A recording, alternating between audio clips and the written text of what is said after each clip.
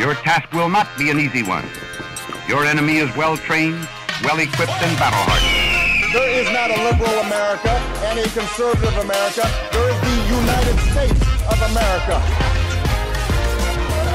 Good night, and good luck. Hey folks, it's Rick Wilson. Welcome back to The Elephant in the Room. Every Friday, we have a brief podcast episode for you where we try to peel back the reality of what's going on out there in the world to show you what's happening behind the curtain of politics. So I'm traveling this week, so I'm recording this in a hotel room. If you'll pardon the audio quality, I hope you will, and pardon the video quality because it's late at night. Just got back from a couple of fundraising events and meetings in Chicago, which went great to get the Lincoln Project in gear for 2026 and 2025's races in Virginia and New Jersey. So we're excited about that. But the elephant in the room this week is a question. And the question is, who is that masked man? Every single fascist enterprise, every single autocracy, every single dictatorship in the history of the world has depended on some form of the secret police, some form of the unaccountable system of quasi-justice that is run by the dear leader, by the loyalists, by the people at the top of the state structure consider themselves to be the enforcers of the will of the dictator. We've seen this in a dozen different ways. Saddam had the Mukhabarat. The Nazis had the SS. The Russians had the NKVD and then the KGB, and on and on and on. One thing America has never had was a secret police. We had abuses of power in different parts of the government over time. FBI was not great during the civil rights movement. We've never had a secret police force in this country until now. So I'm in Chicago. On the day I'm recording this, there were masked cops in the street wearing civilian clothes, full face masks, no badges, no IDs, no warrants, unmarked vehicles. The excuse used by Kristi Noem is, oh, our agents are getting doxxed. I don't believe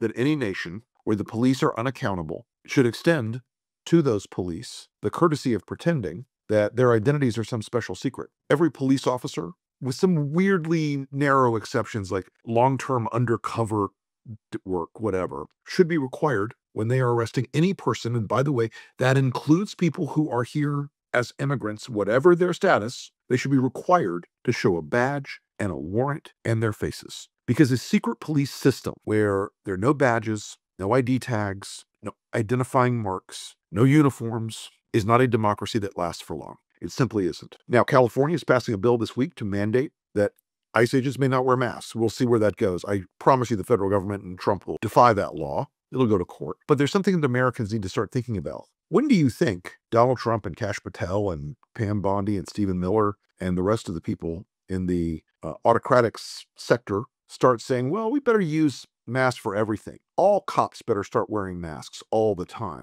Why should they wear name tags? They could get doxxed. They could be known by their identifying marks or their names. Sorry, folks. That's part of the deal. That's part of the deal if you're a cop. You're going to have to be accountable. Anytime the cops are anonymous, anytime they can do things without any idea, without a single thought for a moment that the public, that their neighbors, that their families, that their superiors will know what they're doing, any moment you have where they feel completely unaccountable is a moment of civic danger for you. You don't think it now. A lot of MAGAs are going to, oh, that would never happen to me because I'm a law. No. These systems always evolve into the worst possible direction.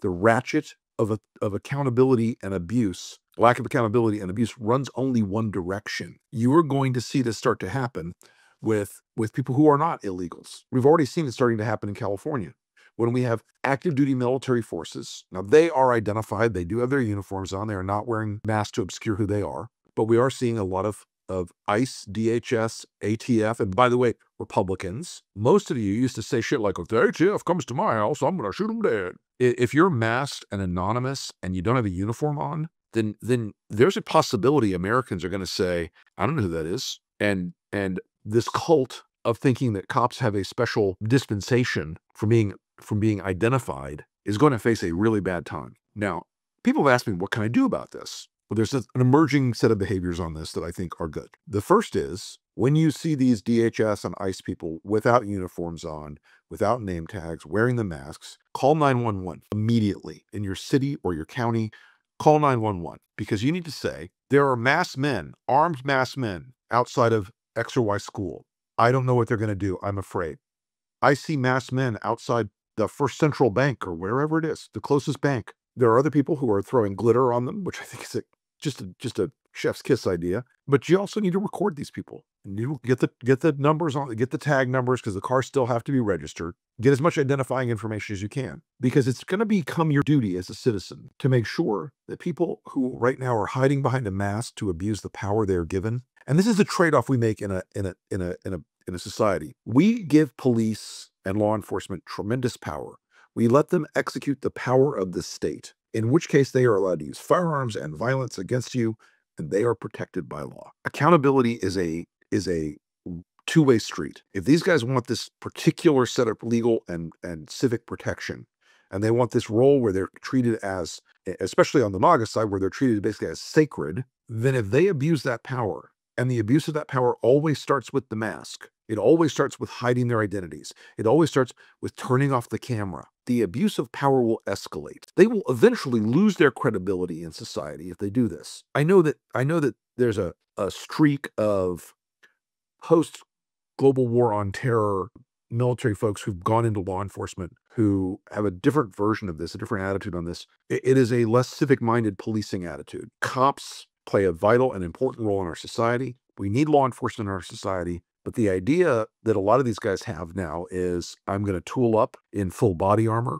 I'm going to treat everything as a SWAT raid. I'm going to treat everything as door kicking in Fallujah. I'm going to treat everything as if 60-year-old grandmother who's a housekeeper in a hotel somewhere you're dragging out in the street, it needs a tier 1 special operations unit to take her down. The over-exaggerated, tactical Tommy bullshit is just that. There are a lot of these guys who are on Meal Team 6. They're not exactly out there sprinting across the desert to take down terrorists, but they certainly can throw their 325 pounds on Juan there, the gardener. All of this comes down, folks, again, to a real question about what kind of society you want to have. And if you want to be governed by people who feel like they are not accountable to the law, who ignore court orders, who hide their identities, who hide themselves in public, and yet use the power of the state and the power of force against people, both discriminately and indiscriminately, you're not living in the America that you think you are. It is a libertarian-leaning concern I'm expressing right now from the right, frankly. And I say this a lot. These counterfactuals, I know they're boring for people, but if Barack Obama or Bill Clinton or Joe Biden sent out masked federal police of any description to do anything, Republicans would burn Washington to the fucking ground. Let's just say this. Republicans were so triggered by people wearing masks during COVID. Those masks were for people to protect themselves. There are mask bans now all over the country. States all over the country now ban wearing masks. Some states ban wearing masks just broadly, just in general. Some ban them during protests. If you believe for a moment that the world is safer by banning masks, surgical masks, N95 masks for people who are afraid of COVID or afraid of RSV or anything else, but you're not afraid of masked cops, you're not triggered by masked police officers, you're not triggered by anonymous secret police, no uniform, no warrant, no name tag, no face, no nothing. There are going to be people who get killed. And there are going to be people who, when they see the masked man kicking the door down, that doesn't identify themselves as a cop, doesn't produce a warrant, doesn't have an ID, doesn't have a uniform, come in my house, you're not coming out. This is insane. It needs to stop now. The government at the highest levels is complicit in this. They like the fear. They like causing terror because the blackout face masks cause terror. They know that they can never be identified if they abuse somebody. So they take a person out of a courtroom somewhere and beat the fuck out of them in a van. Who's going to know? What's their word against his? He never saw their faces. He never saw their names. They never told him their names. They never produced a warrant. Abuse of power comes as no surprise. And the mask has become an abuse of power. And the identities of these people are leading me to conclude that they might need to be doxxed. They might need to be identified, not because I want to have them suffer harm personally, but because if we have people in our society who can exercise violence, who can exercise the powers of arrest, who can yield life and death, and you don't know who they are, then your country is gone. Thanks, folks. That's this week's Elephant in the Room. Hey, I'm traveling this week, as I said, so it's a little shorter than usual. Thank you so much, everybody. We have got some amazing lives coming up on my Substack in the next couple of weeks. You're going to be blown away with some of these people who are coming on are just absolutely top-notch, really delighted. Also, join us over at Lincoln Square. We're growing quickly, and we appreciate all your support. And do me a big favor. like and share this on the YouTube because it matters to the algorithm, and we are all slaves to the algorithm. Thanks, folks. See you next time.